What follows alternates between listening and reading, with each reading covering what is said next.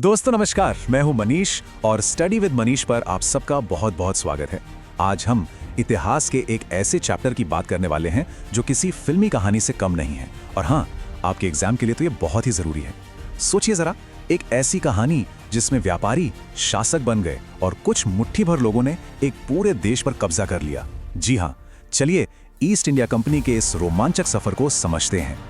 सुनकर ही अजीब लगता है ना, कि कैसे लंदन में बनी एक बिजनेस करने वाली कंपनी जिसका मकसद सिर्फ मसाले और कपड़े खरीदना बेचना था, उसने धीरे धीरे पूरे भारत को अपने कंट्रोल में ले लिया।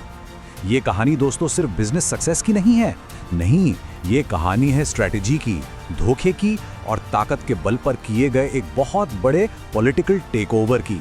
और आज हम इसके हर एक पहलू को एग्जाम पॉइंट ऑफ व्यू से समझेंगे। तो आज हम क्या क्या देखने वाले हैं, देखिए, हम कंपनी की पूरी कहानी को इन 4 हिस्सों में समझेंगे। सबसे पहले हम देखेंगे कि वो व्यापारी बनकर कैसे आए, फिर जानेंगे कि कैसे उन्होंने सत्ता के लिए लड़ाई लड़ी और शासक बन बैठे। इसके बाद हम उनके शासन में हुए शोषण और उसके खिलाफ हुए विद्रोह को समझेंगे और आखिर में हम देखेंगे कि इस कंपनी राज का अंत कैसे हुआ। तो चलिए शुरू करते हैं पहले कदम से। तो कहानी शुरू होती है उस समय से जब यूरोप में भारत के मसालों जैसे काली मिर्च, लौंग, इलायची, अरे मतलब मसालों का खजाना और यहाँ के सूती और रेशमी कपड़ों की जबरदस्त मांग थी। इसी मौके का फायदा उठाने के लिए जब ईस्ट इंडिया कंपनी के जहाज पहली बार भारत के तट पर उतरे तो उनका इरादा सिर्फ और सिर्फ एक था, व्यापार। इस टाइमलाइन पर जरा गौर कीजिए, ये डेट्स आपके एग्जाम के लिए बहुत इंपॉर्टेंट है। सबसे पहले 31 दिसंबर 1600, ये वो ऐतिहासिक दिन था जब ब्रिटेन की महारानी क्वीन एलिजाबेथ प्रथम ने कंपनी को एक रॉयल चार्टर दिया। अभी रॉयल चार्टर क्या था?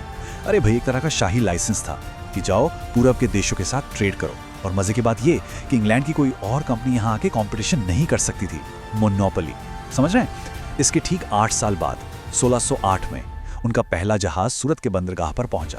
लेकिन असली टर्निंग पॉइंट आया 1615 में, जब सर थॉमस रो ने मुगल बादशाह जहांगीर के दरबार में पहुंचकर अपनी कूटनीति से भारत में फैक्ट्री लगाने और व्यापार करने के अधिकार हासिल कर लिए। तो ये ईस्ट इंडिया कंपनी थी क्या भला? देखिए, सीधी सी बात है, ये कोई एक आदमी की कंपनी नहीं थी। ये ब्रिटेन के बहुत सारे अमीर व्यापारियों का एक ग्रुप था, एक जॉइंट स्टॉक कंपनी। मतलब सबने मिलके पैसा लगाया ताकि बड़े बड़े जहाज खरीद सके, माल भर सके और जो भी मुनाफा हो उसे आपस में बांट सके। उनका मेन मकसद था भारतीय मसालों, चाय, रेशम और कपड़े का व्यापार करके खूब पैसा कमाना। उस समय तो किसी ने सपने में भी नहीं सोचा था कि ये व्यापारी एक दिन यहाँ के शासक बन जाएंगे। तो यहाँ पर सबसे बड़ा सवाल उठता है, अगर ये लोग सिर्फ और सिर्फ व्यापार करने आए थे तो भैया ये शासक कैसे बन गए? यहीं से कहानी में आता है एक जबरदस्त ट्विस्ट। तो अब हम आ गए हैं कहानी के उस हिस्से में जहां व्यापारियों ने तराजू को एक तरफ रखा और हाथ में उठा ली तलवार। कंपनी को बहुत जल्दी ये समझ आ गया था कि भारत में असली मलाई सिर्फ ट्रेड में नहीं है, बल्कि यहाँ की पॉलिटिक्स को कंट्रोल करने में है। उस समय मुगल साम्राज्य कमजोर पड़ रहा था और देश में कई छोटे छोटे राज्य थे जो आपस में ही लड़ते रहते थे। कंपनी ने इसी राजनीतिक अस्थिरता का पूरा फायदा उठाया। इस स्लाइड पे जरा गौर कीजिए, 1757, ये वो साल है जिसने सब कुछ बदल दिया। इसके पहले और बाद में कंपनी के इरादों में जमीन आसमान का फर्क आ गया। देखिए, 1757 से पहले क्या था, वो भारतीय राजाओं से परमिशन मांगते थे। उनका पूरा फोकस था ट्रेड और प्रॉफिट। लेकिन 1757 में प्लासी की लड़ाई के बाद पासा पलट गया। अब उनका फोकस था टेरिटरी यानी इलाका जीतना और पावर यानी सत्ता हासिल करना। कहाँ वो विदेशी व्यापारी थे और कहाँ वो अब किंग मेकर्स बन गए थे, जो ये तय करते थे कि भाई गद्दी पर कौन बैठेगा। और ये बदलाव आया 1757 में बैटल ऑफ प्लासी से। ये भारतीय इतिहास की आप कह सकते हैं सबसे डिसाइसिव और सच कहूं तो सबसे शर्मनाक लड़ाइयों में से एक है। एक तरफ रॉबर्ट क्लाइव के नेतृत्व में कंपनी की मुट्ठी भर सेना और दूसरी तरफ बंगाल के नौजवान नवाब सिराज-उद-दौला की 50,000 सैनिकों वाली विशाल सेना। और नतीजा, क्लाइव जीत गया। पर कैसे? क्या आपको पता है कि ये लड़ाई महज कुछ ही घंटों में खत्म हो गई थी? दोस्तों, ये जीत मिलिट्री पावर की नहीं बल्कि धोखे की जीत थी। जी हां, धोखा। नवाब का अपना ही सेनापति मीर जाफर नवाब बनने के लालच में अंग्रेजों से मिल गया। जब लड़ाई शुरू हुई तो मीर जाफर अपनी पूरी सेना के साथ बस चुपचाप खड़ा तमाशा देखता रहा। उसने लड़ाई में हिस्सा ही नहीं लिया और बस इसी धोखे ने लड़ाई का नतीजा पहले ही लिख दिया था और भारत में कंपनी राज की नींव रख दी। अगर प्लासी की लड़ाई एक नींव थी ना, तो 1764 में हुई बक्सर की लड़ाई ने उस पर एक मजबूत कंक्रीट की इमारत खड़ी कर दी। ये लड़ाई असली थी, धोखे से नहीं बल्कि ताकत से लड़ी गई। इसमें कंपनी ने किसी एक नवाब को नहीं बल्कि उस वक्त की तीन बड़ी भारतीय शक्तियों को एक साथ हराया। सोचिए, मुगल बादशाह शाह आलम द्वितीय, अवध के नवाब शुजाउद्दौला और बंगाल के नवाब मीर कासिम, तीनों की मिलीजुली सेना को धूल चटा दी। इस जीत ने यह पक्का कर दिया कि अब भारत में कंपनी ही सबसे बड़ी मिलिट्री पावर है। अब बक्सर की जीत का सबसे बड़ा इनाम क्या था? वो था 1765 में मिले दीवानी राइट्स। अब ये दीवानी राइट्स क्या हैं? एग्जाम में बहुत पूछा जाता है, तो सुनो। इसका सीधा सा मतलब था कि अब बंगाल, बिहार और उड़ीसा, जो उस समय भारत के सबसे अमीर इलाके थे, वहां से टैक्स मतलब लगान वसूलने का अधिकार कंपनी के पास आ गया। ये तो वही बात हो गई कि आपको किसी की तिजोरी की चाबी मिल जाए।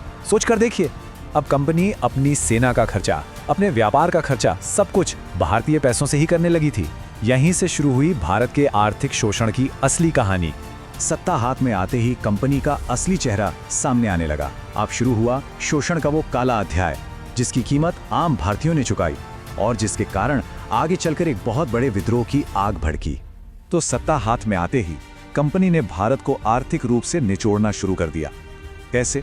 सबसे पहले तो किसानों और कारीगरों पर इतने भारी टैक्स लगा दिए कि उनकी कमर ही टूट गई।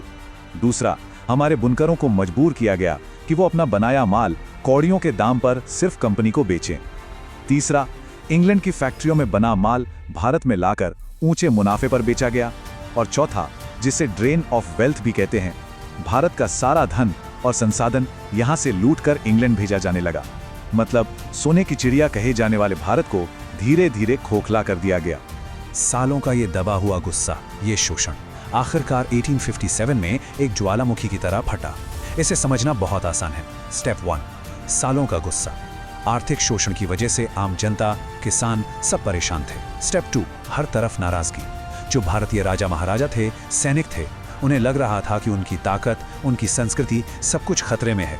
और फिर आया स्टेप 3, वो चिंगारी। एक अफवाह कि नई एनफील्ड राइफल के कारतूसों पर गाय और सुअर की चर्बी लगी है। और बस यही वो चिंगारी थी जिसने इस विद्रोह की आग को पूरे उत्तर भारत में फैला दिया। 1857 का ये महान विद्रोह, जिसे भारत का पहला स्वतंत्रता संग्राम भी कहा जाता है, ये भारत के इतिहास में एक और बड़ा टर्निंग पॉइंट लेकर आया। इसने ईस्ट इंडिया कंपनी के ताबूत में आखिरी कील ठोक दी और यहीं से शुरू हुआ भारत पर ब्रिटिश शासन का एक नया अध्याय। ये बात सही है कि 1857 का ये विद्रोह अंग्रेजों को भारत से बाहर निकालने में सफल नहीं हो पाया, लेकिन इसने ब्रिटिश साम्राज्य की जड़ें हिलाकर रख दी थीं और इसने एक बहुत बड़ा काम कर दिया। और वो साल था 1858, 1858। 1858 में ब्रिटिश संसद ने एक कानून पास किया, गवर्नमेंट ऑफ इंडिया एक्ट 1858। इस एक कानून ने ईस्ट इंडिया कंपनी को खत्म कर दिया, उसकी सारी शक्तियां छीन ली और भारत का शासन सीधे सीधे ब्रिटेन की महारानी क्वीन विक्टोरिया यानी ब्रिटिश क्राउन के हाथों में चला गया। जो पद पहले गवर्नर जनरल का होता था, अब उसे वाइसरॉय कहा जाने लगा। और यहीं पर लगभग 250 साल पुरानी ईस्ट इंडिया कंपनी की कहानी का दी एंड हो गया और भारत में ब्रिटिश राज की ऑफिशियल शुरुआत हुई। तो चलिए एग्जाम के लिए एक बार फटाफट से इस पूरे सफर के इंपॉर्टेंट डेट्स को रिवाइज कर लेते हैं।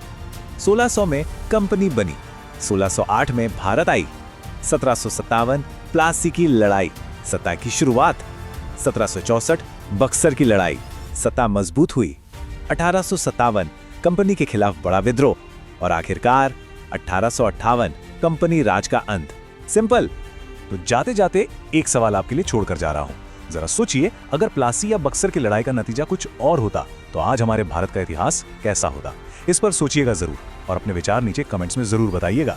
और हाँ, अगर आपको इतिहास को इसी तरह कहानी की तरह समझना पसंद है तो स्टडी विद मनीष को सब्सक्राइब करना बिल्कुल मत भूलिएगा। मिलते हैं अगले वीडियो में।